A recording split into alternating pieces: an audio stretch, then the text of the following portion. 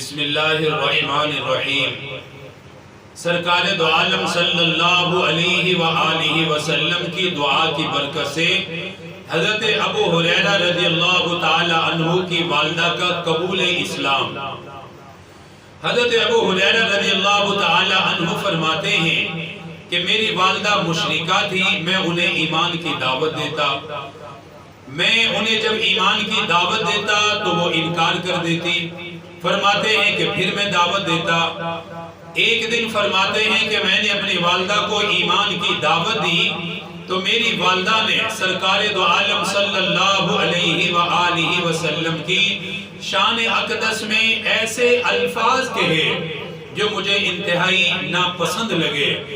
ان الفاظ کی وجہ سے میں روتا ہوا سرکار دو عالم صلی اللہ علیہ وآلہ وسلم کی خدمت اقدس میں حاضر ہوا۔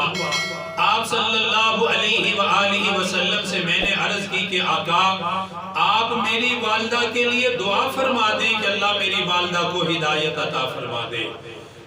آپ دعا کریں گے تو اللہ میری والدہ کو ہدایت عطا فرما دیں گے۔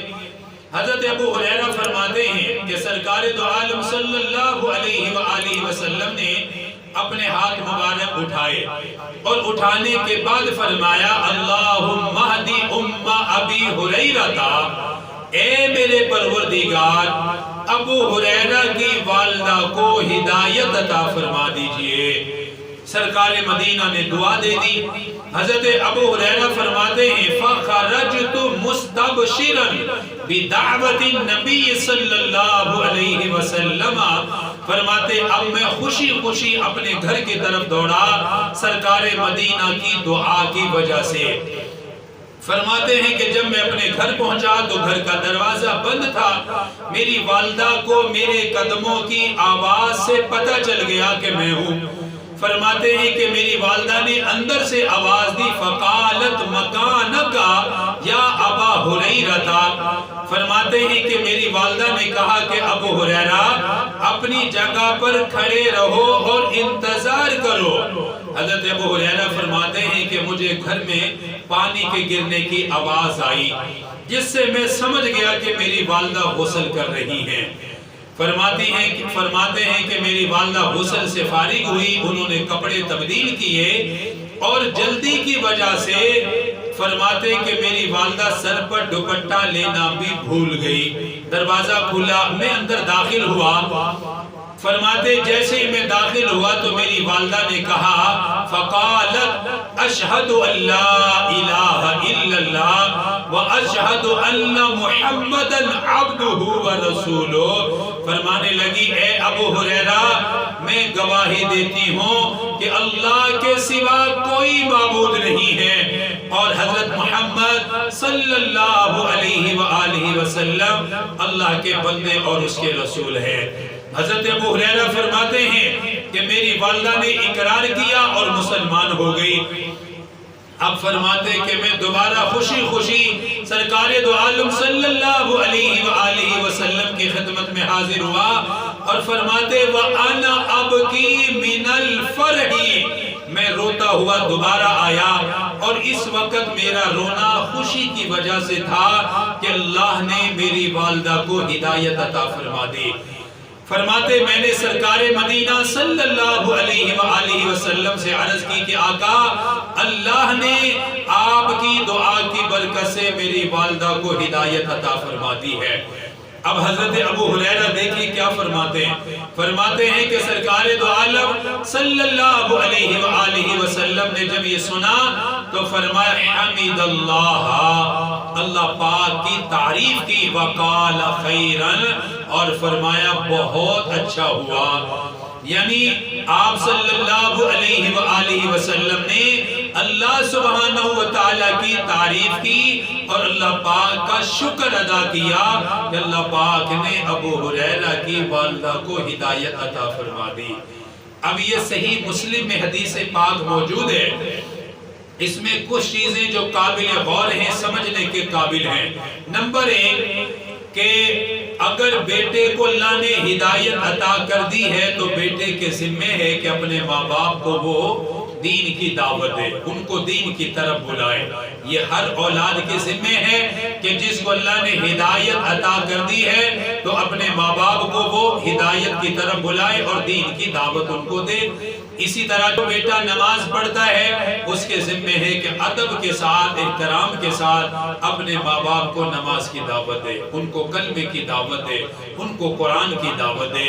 تو یہ ہمارے ذمہ ہے، ایسا نہیں ہے کہ ہمارے ماں باپ ہیں جی ان کا شان مرتبہ بڑا ہے، ہم ان کو کیسے دعوت دے سکتے ہیں یا ان کو ہم کیسے سمجھا سکتے ہیں۔ تو میرے بھائیوں ایسا نہیں ہے، ماں باپ کو بھی ایمان کی دعوت دینا، نیکی کی دعوت دینا یہ شریعت کا حکم ہے اور طریقہ ہے۔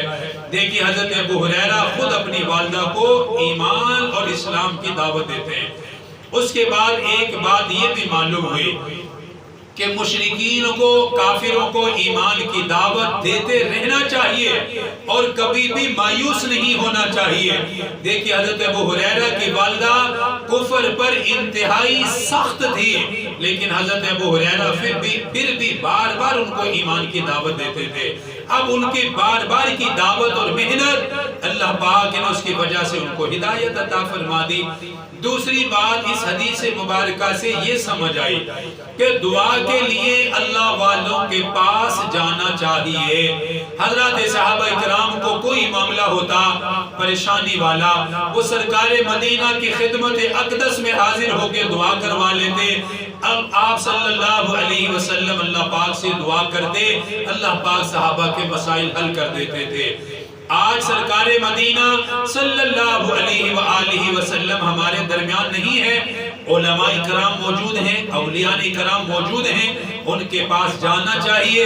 گھر کا کوئی معاملہ، کوئی پریشانی، کسی قسم کی کوئی دشواری، ان سے دعا کروائیں، اللہ پاک مسائل کو حل فرما دیتے ہیں۔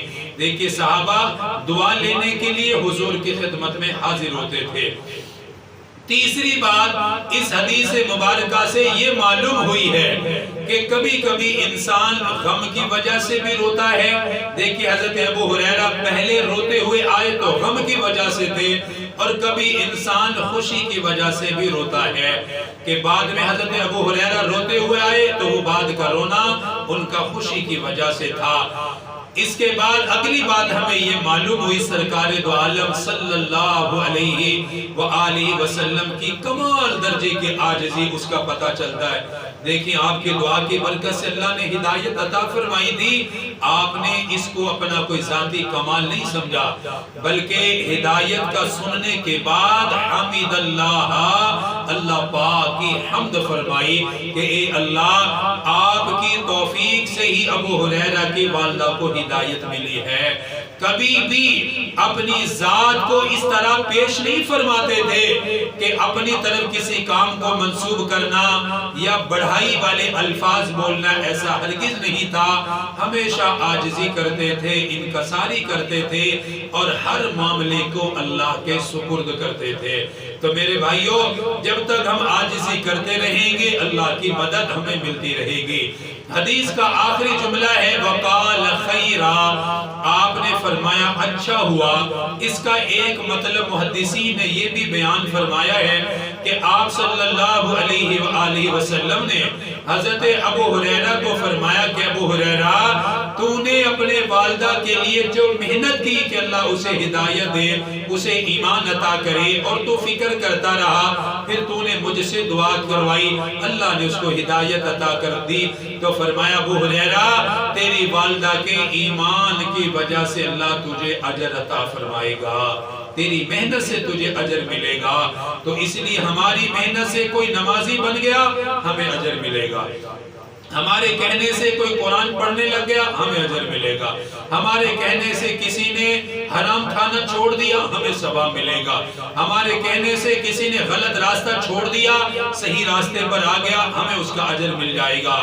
اس لیے ہمیشہ لوگوں کو دعوت دینا اور لوگوں کو اللہ کی طرف بلانا یہ شریعت کا حکم ہے۔ اللہ سبحانہ و تعالی ہمیں اعمال صالحہ کی توفیق عطا فرمائے اور ہمارے ذریعے سے اللہ دوسرے لوگوں کو بھی ایمان کی توفیق عطا فرمائے۔